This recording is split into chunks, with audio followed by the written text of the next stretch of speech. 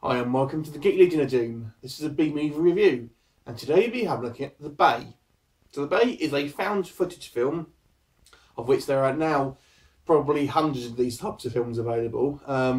This one is kind of I'll describe it as an eco-horror film. The central premise really is a sort of parasite is infected the sort of local water supply, basically caused by dumping chicken shit into the water, which has got these sort of steroids in it and has caused these sort of like particular parasites to sort of become massively aggressive and larger in size and in greater numbers and everything. And basically they sort of get into water supply and essentially start eating people from the inside out. And that's really the plot. Really, there's not necessarily a story. The kind of it's threaded together by one of the sort of survivors who sort of cobbled all this footage together and had to make this sort of documentary or what have you.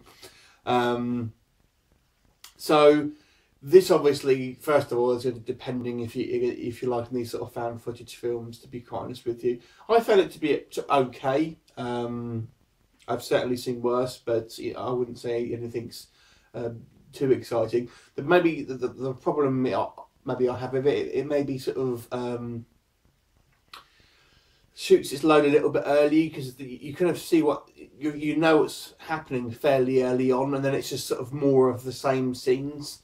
Because I mean, this is obviously not a real found footage film. It's obviously an actual story, but the problem is the story peaks fairly early, and people are sort of dying all over the place, and we know it's these like large size of parasites, and that's a good sort of third of the way through the film, and then really it's just sort of more of the same for the rest of it.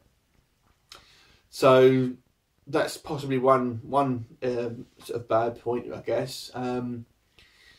You still have this sort of the situations where you've got people seemingly unnecessarily filming. Is that it really sort of centres on a girl who's like this sort of like budding journalist who's the one sort of narrating it, and I guess the other sort of the main sort of characters are these sort of this young couple with a baby. And the guy is like constantly filming. It's one of those things where he doesn't really have it. He's got his wife and his young baby there, and they're walking through this deserted town with loads of dead bodies. But this guy's still sort of filming and stuff like that.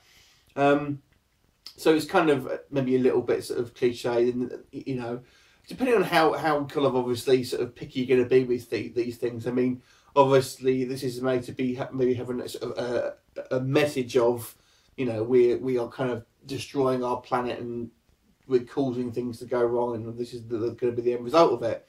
So it's possibly a little bit heavy-handed, but fair enough. It's got a good message that we are dumping stuff into the sort of the rivers and the seas and stuff, which can cause potential damage. But obviously, scientifically, this is probably a little bit unfeasible. But it's a horror film, really, so you kind of can't give it too bad of a slap on the wrist for this.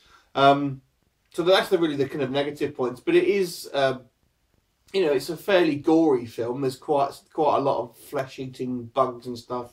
You do get reasonable looks at them. Some of these sort of found footage films, you'll find you don't really sort of see anything until like maybe the last sort of like couple of reels of footage and stuff, a couple of minutes at the end or whatever. But this one, you do see the sort of parasites sort of fairly early on, as I say. So that's both a good and a bad thing, possibly, but. So you get a reasonable look, and you get the point of view from like the CDC. Obviously, if we're meant to sort of believe into this sort of the logic of this film, everyone's been sort of hushed up and things like that, and